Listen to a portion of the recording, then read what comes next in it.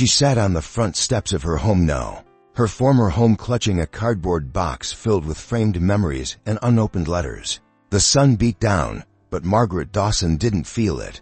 Her eyes were locked on the moving van, swallowing her life piece by piece. The front door creaked shut behind the last of the men. It was official. She was homeless. A yellow notice flapped on the mailbox. Foreclosed. Across the street. Neighbors watched from behind curtains. No one stepped forward. No one asked if she was okay. A breeze rustled the trees, but the silence around her was crushing. And, somewhere, far away, a man stared at a screen in disbelief, his hands trembling, breath shallow. Alex Moreno, who once called himself Daniel Hart, watched the news report about the woman he had scammed. Her picture flashed on screen, the same one she had sent him months ago, smiling, holding her husband's military portrait, surrounded by roses. He hadn't expected to feel anything, but now the weight hit him like a freight train. He whispered, "What have I done?" Alex thought it was just another job, another lonely widow, another transfer, but now he couldn't unsee her face, couldn't unhear the way she'd said "I trust you" over the phone. The money was gone, her home gone, her pride crushed. How does someone go from being a grandmother in a cozy cottage to a woman with nowhere to sleep in just a matter of weeks? And why didn't anyone notice until it was too late? Margaret never thought she'd end up here. Alex never thought he'd care. But it was too late for both of them. As the van door slammed shut and the driver pulled away, Margaret's eyes stayed fixed on the empty windows. She didn't cry, not anymore. She just whispered, "Daniel, why?" And the story begins. Margaret Dawson had always been the kind of woman who sent handwritten birthday cards neatly penned. Always on time. She kept her kitchen spotless, her roses trimmed, and her memories close. For over 40 years, she lived in the same two-bedroom cottage at the end of Ash Grove Lane. A small house, sure, but it was full of warmth, full of love, and until recently, it had been full of him. Her husband, James, had passed just 8 months earlier. A quiet, gentle man, James had been everything to her, her anchor, her partner, her best friend. Without him, the house felt like a hollow shell. The radio still played the same soft jazz they used to dance to in the living room. His slippers still sat by the door, but Margaret's laughter had left the building.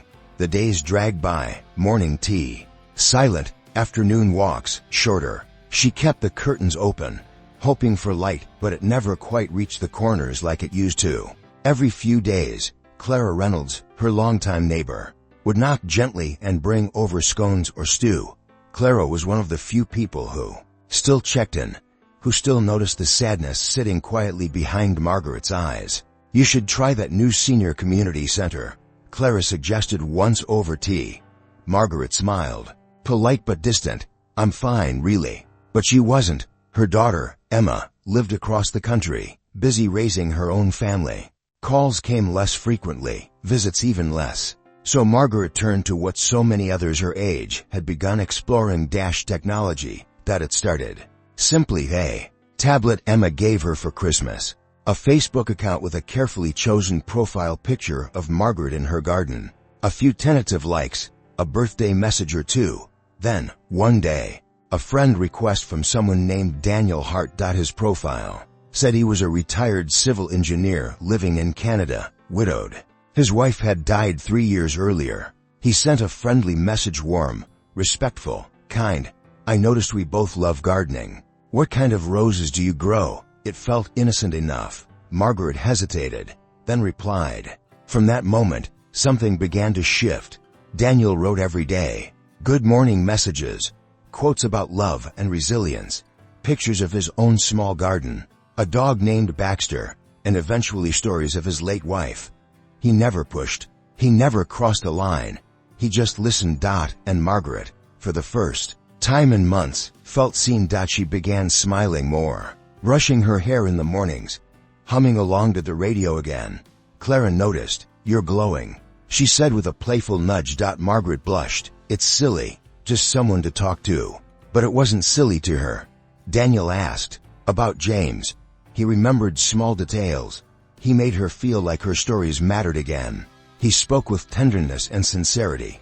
told her she deserved happiness even now, even after loss. He made her feel hopeful. Maybe, she wrote once, it's not too late for a second chance. He replied, never too late for love. What Margaret didn't know, what she couldn't have known, was that Daniel Hart didn't exist. His photos were stolen, his stories scripted, and on the other side of the screen, Alex Moreno was watching everything unfold with calculated precision. But in those early days, none of that mattered to Margaret. All she saw was a kind soul reaching out through the fog of loneliness. All she felt was connection. And in a world that had grown quiet around her, Daniel's voice was a lifeline. The question now wasn't whether she wanted to believe in him. It was, what would she risk to keep that connection alive? And as her heart opened again, she had no idea what it might cost her in the end. There was a time when Margaret Dawson only checked her messages once a week, maybe less. Now, she couldn't go an hour without glancing at her tablet. Every morning started the same: a fresh cup of Earl Grey, a warm shawl around her shoulders, and a soft smile on her face as she opened the app. And there it was, Daniel's message, always waiting. Good morning, beautiful. I hope today brings you peace. Sometimes there'd be a photo of his garden.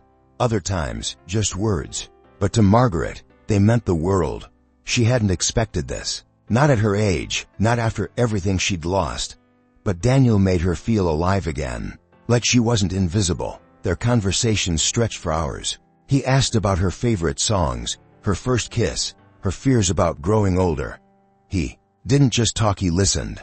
And when he told her about the accident that took his wife, he sounded so raw, so real, that Margaret cried for him. He told her he hadn't spoken about it to anyone else before, that somehow she made it feel safe. Margaret felt honored, chosen. They exchanged voice notes. She'd play his messages over and over again, closing her eyes as he told her she had a melody in her voice, and that her laugh made his day brighter. He even started calling her Maggie. No one had called her that in years, not since James. When he sent her a poem he claimed to have written, her heart fluttered. I thought I'd never feel again. You've proven me wrong. Maggie printed the poem and placed it beside her bed. She started taking walks again, cooking more elaborate meals. She even began writing in a journal, something she hadn't done since her honeymoon. And with each new message, her loneliness melted further away. Clara noticed the shift. One afternoon, she popped by unannounced and found Maggie giggling softly while typing on her tablet. Well, someone looks 10 years younger, Clara teased. Oh, stop it, Maggie said, hiding her grin. I've just been talking to someone nice. Clara raised an eyebrow. Someone new? Maggie hesitated, then nodded. His name's Daniel. He's wonderful, Clara. Thoughtful, gentle. We talk every day. Clara sat down, suddenly serious. You met him online? Yes, on Facebook. But we've been talking for weeks now. He's a widower too. Clara's smile faded slightly. You've seen him in person? Not yet. He lives in Canada, but he's planning to come visit this summer. Clara didn't say anything for a moment. Then, softly, just be careful, Maggie. You know how these things can go. Maggie's face hardened slightly. Clara, he's not like that. He's different. He cares. Clara nodded slowly, not wanting to push. All right. Just keep your eyes open, okay? But Maggie was already elsewhere, lost in thoughts of Daniel, of the future they might share. That night, Daniel told her he was falling for her, that he felt like he'd known her forever. Maggie reread the message at least 10 times before replying. I never thought I'd say this again, but I think I'm falling to. From that moment, the connection deepened. They started planning imaginary trips together. Paris in the spring, Tuscany in the fall. Daniel told her he could almost see her standing beside him, holding his hand on a quiet cobblestone street. He said he'd never imagined loving again, but then came Maggie. Every word, every promise, wrapped around her like a warm blanket. One evening, he asked if they could have a video call. Margaret's hands trembled with excitement as she prepared, fixing her hair, dabbing on a little blush, putting on her late husband's favorite scarf. But just before the scheduled call, Daniel messaged, I'm so sorry, love. Something came up at work. Can we try tomorrow? It happened again the next night, and again. Margaret brushed it off. He's probably just nervous too, she thought. He's been through a lot. But somewhere, buried deep beneath her joy, a seed of doubt took root. Still, she told herself to trust him. After all, hadn't he been nothing but kind? Daniel had become her best friend, her confidant, her source of light in a world that had dimmed since James's passing. And what Maggie wanted more than anything was to believe in love, in new beginnings, in the chance that maybe, just maybe, she hadn't reached the end of her story. She didn't know it yet, but the man on the other side of the screen was counting on that belief. And he was about to ask her for something much more than just her heart. It started with something small. Daniel messaged her one morning, his usual warmth replaced by a hint of worry. Hey love, I wasn't going to mention this, but I'm dealing with a bit of a banking issue over here. It's nothing serious, just a temporary freeze on one of my accounts. I feel silly even bringing it up. Margaret's heart skipped. She asked if everything was okay. It's fine, truly, just frustrating. They've locked some funds I need to pay for customs on equipment I was shipping out. I'll handle it. I just hate that this mess might delay my trip to see you. And there it was, the hook, the emotional leverage. She didn't hesitate. How much do you need? Daniel was reluctant. That's what made it feel real. That's what made her trust him even more. I hate asking, Maggie. Truly. I've never had to do this before. He needed $1,200 to clear the shipment. He said he'd wire it back the following week. Just a quick fix. Just a small hiccup. Margaret wired the money the next day. That first transfer felt like a shared secret. Something intimate. She was helping someone she loved, someone who cared. For her, it felt right. And when Daniel thanked her, he sounded overwhelmed. No one's ever done something like this for me. I promise I'll make it up to you. I'm so close to being there. I just want to hold you. She smiled at the message. At her age, having someone say they wanted to hold her, it made her feel alive again. But the hiccups didn't stop. A few weeks later, another issue, this time with a legal form. A missing document. A small fine.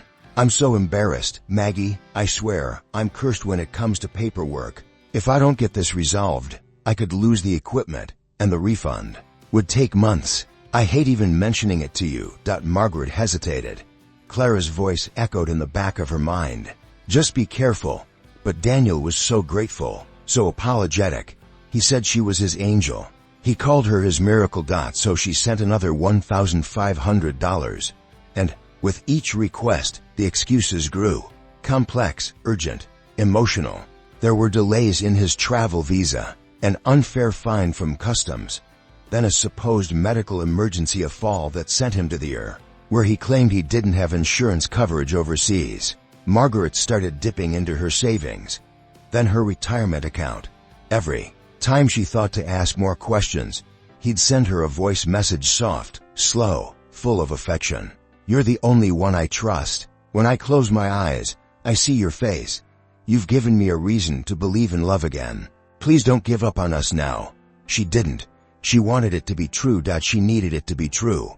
And the deeper she went, the harder it became to imagine that it might not be. When Clara asked how things were going with her online friend, Maggie gave vague answers, smiled, changed the subject. She stopped going to church. She let her garden wilt.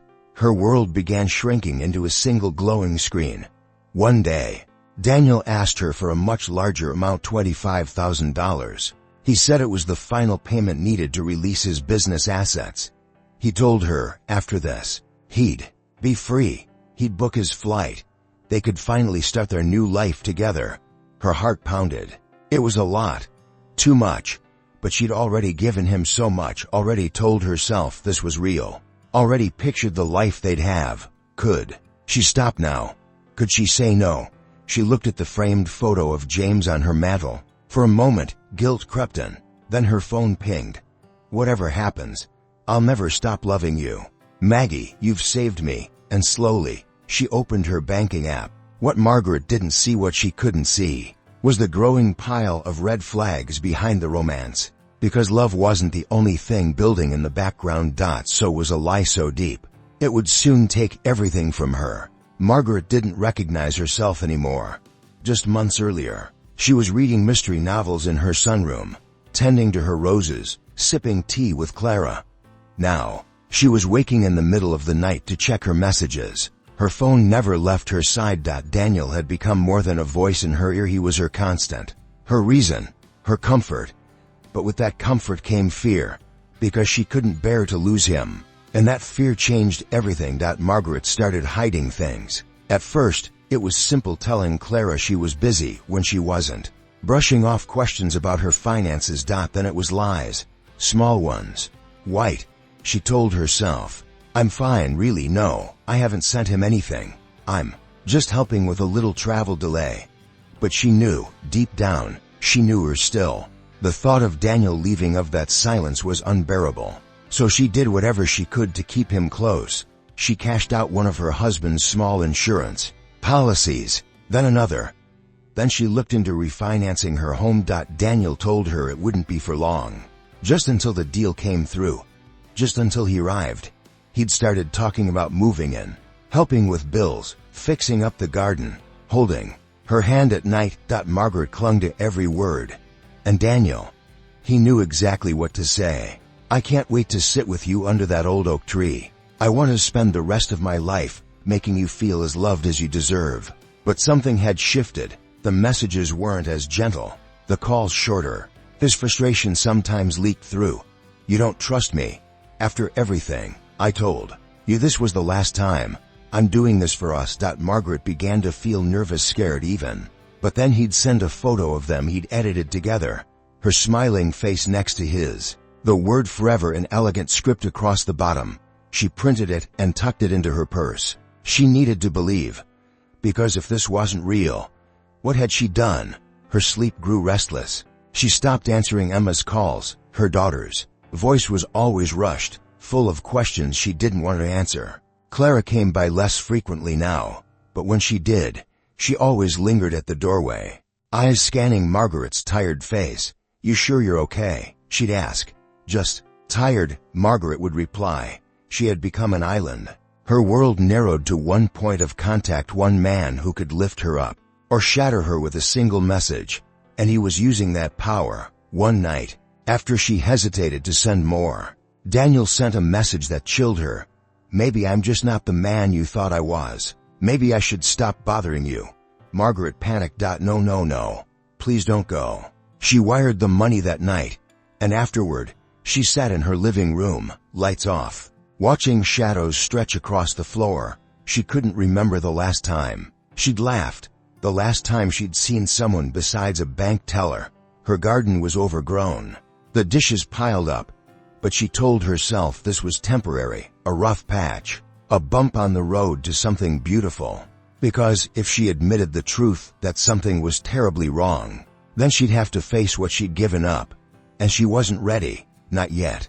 So she pulled the blanket tighter over her shoulders, opened her phone, and waited. Waited for the ping. Waited for the words. Waited for love to return. She didn't see the walls closing in around her. But soon, there would be nothing left to give. It happened on a Thursday morning. Margaret stood at the counter of her local bank, a folder clutched in her hands. Her face was calm, but her eyes carried something else, something fragile. She had come to make another wire transfer. This one was different, bigger, almost everything she had left. Daniel had told her this was it, the final payment. Once it cleared, he'd be free to come. They'd be together, no more distance, no more delays. Just love, finally real, finally close. The teller, a young woman with soft eyes, looked at the numbers and paused. Double quotes, Mrs. Dawson. I'm going to need to check something. All right. Margaret nodded, politely. She was used to delays. She waited. 15 minutes passed, then 20. A quiet man in a suit came to speak with her in private. There's been some suspicious activity on your account, he said gently. We believe you may be the victim of a scam. Her heart stopped. No, you're mistaken, she said quickly. This is for someone I know, someone I trust. He gave her a look full of something she hadn't seen in a long time. Pity. We've seen this before. The name Daniel Hart doesn't exist. The photos, the messages, they're part of a pattern. I'm so sorry. She didn't speak, couldn't. Her hands trembled as she clutched her purse. She wanted to scream, to collapse, to vanish into the floor. But instead, she walked out of the bank in silence. She went home and opened her tablet. She sent Daniel a message. "Please call me. They're saying you're not real. Tell me it's not true. Please, just tell me something." There was no reply. She checked again 10 minutes later. Then 20. Then an hour. And then it was gone. His profile. Their conversations. Every shared photo. Every sweet word. Erased, like he'd never existed at all. Margaret sat at her kitchen table as the daylight faded around her. Her home was quiet. Too quiet. And for the first time in her life, the silence didn't feel peaceful. It felt like punishment. Everything came crashing in at once. The money, the trust, the love she thought she'd found. Gone. And in its place, shame. How could she have let this happen? How could she not see it? How could someone do this? The house felt heavier than it ever had. She didn't cry, not at first. She just stared into nothing, trying to piece together how one voice, one lie had unraveled her entire life. And far away, wherever he was, Alex Moreno turned off his phone. He didn't think about the woman on the other end. Not really. But that face, the one from the photo frame on her nightstand, would haunt him more than he cared to admit. The days that followed didn't feel real. Margaret moved through her home like a ghost, opening drawers, folding blankets, watering plants that were already too far gone. Everything reminded her of him. The messages were gone, but the echo remained. His voice still whispered in her mind. Those sweet promises carved into her memory like initials on tree bark. And now, they made her sick. The shame came in waves. At first, she tried to keep moving, to pretend it hadn't happened. But when the bank called to confirm the full amount she'd lost, when they read the number aloud, something inside her broke. She hung up the phone and sat in the hallway for hours, unable to move, unable to think. 73 years old, a widow, a grandmother. She had always been careful, always thoughtful. She'd raised a daughter, buried a husband, paid off her home, made her own way, and yet here she was. Scammed. Alone. Clara came by with soup one afternoon. Margaret didn't answer the door. She couldn't bear to see her, couldn't handle the kindness in her voice or the questions in her eyes. So she stayed inside. Curtains closed, phone off, lights dimmed. At night, the guilt would crawl in like fog, quiet and suffocating. She'd lie awake staring at the ceiling, replaying it all, every wire transfer, every time she silenced her instincts, every warning she ignored. She thought about Emma, about what she'd say, about the way her voice might crack on the other end of the line, mixing disappointment with disbelief. How could she explain it? How do you tell your own child that you handed your entire future to a lie? Sometimes she whispered apologies to James, even though she knew he wouldn't answer. "I'm sorry. I just wanted someone to see me again. I just wanted to feel something." But the grief wasn't just about the money. It wasn't even about the scam. It was about what she'd lost inside herself. Trust. Dignity. Hope. She stopped opening the curtains, stopped eating, stopped believing she deserved anything better. Because when the fantasy shattered, it didn't just break her heart. It broke her. And somewhere far away, the man who called himself Daniel scrolled through another profile, another lonely face, another script to follow. But Margaret, she was left with silence, and the hollow truth that no one had come to save her. Clara didn't knock this time. She just opened the door and walked in. She found Margaret sitting in the dark, wrapped in an old quilt, staring at nothing.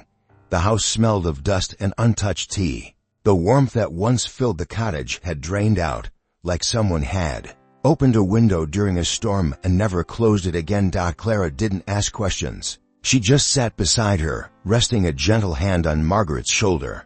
They stayed like that for a long time. Later that evening, Clara spoke quietly. "You're coming with me, just for a little while."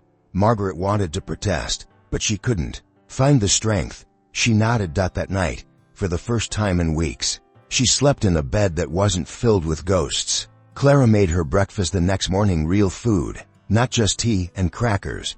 She didn't say much. She didn't have to. In the days that followed, something fragile began to return. Not joy, not yet, but breath, movement, the tiniest flicker of will. One afternoon, Clara handed Margaret a flyer. a local support group for victims of online fraud. Margaret stared at it for a long time. She didn't want to be one of those people, the kind of person the world pitied, the kind that fell for fake love and empty words. But she was, and denying it hadn't saved her. She went. The room was quiet, filled with people just like her. Different faces, same story. Some had lost thousands, others, homes. One man had lost his marriage. But they all understood the ache, the shame, the hollow space left behind when the lie collapses. Margaret didn't speak the first time, but she listened, and something in her began to heal. A few weeks later, she picked up the phone and called Emma. She expected anger, maybe blame. But when Emma answered, her voice cracked. "Mom, I was so worried." Margaret cried harder than she had in months. They talked for hours, slowly. She began tending to small things, watering a plant, writing in her journal, sitting in the sun. Clara bought them new seeds for the garden roses, just like the ones Margaret used to grow. They planted them together. One morning, Margaret wrote a letter to the support group, offering to speak at the next meeting. Not because she was ready, but because maybe, just maybe, someone else wasn't. She wasn't whole, not yet, but she was standing. And for now, that was enough. Because healing doesn't come all at once. It comes in tiny acts of courage, repeated day by day. And for Margaret, the first was choosing to live again. Margaret stands in her garden again. The roses are blooming, small, fragile things, but beautiful. They haven't reached full color yet, but neither has she. And that's okay. She pulls weeds with quiet focus, her hands firm but gentle. The wind rustles the leaves. Somewhere nearby, Clara laughs over the sound of a radio playing old jazz. Life didn't go back to what it was. It never does. But it moved forward. And so did she. A voiceover begins, Margaret's own words, steady, calm, and real. "If this happened to me, it can happen to anyone." She pauses. "They don't just take your money. They take your confidence, your sense of safety, your trust in your own voice. But silence helps them more than anything." The screen slowly fades between images of Margaret speaking at a local support meeting, holding a neighbor's hand, sharing her story with grace. "So I decided I wouldn't be silent anymore. I share my story because someone out there is scrolling through messages right now, thinking it's love, thinking it's real. It might be. But if something feels off, listen to that voice in your gut. Please, don't push it down like I did." The screen shows a list of resources: fraud prevention hotlines, local support groups, helplines for victims. You're not stupid. You're not weak. You're human. And love, even fake love, is powerful. But so is truth. Margaret kneels to press fresh soil around a new rose bush. She stands up slowly and wipes her hands on her apron. Then she looks straight ahead softly, but firmly. "You can survive this. And you can come back stronger." The screen fades to black. Then a final message appears. "If you or someone you know is being targeted by a scam, speak up, share, report. You could save a life." Call to action. Share this story. Start the conversation. Break the silence.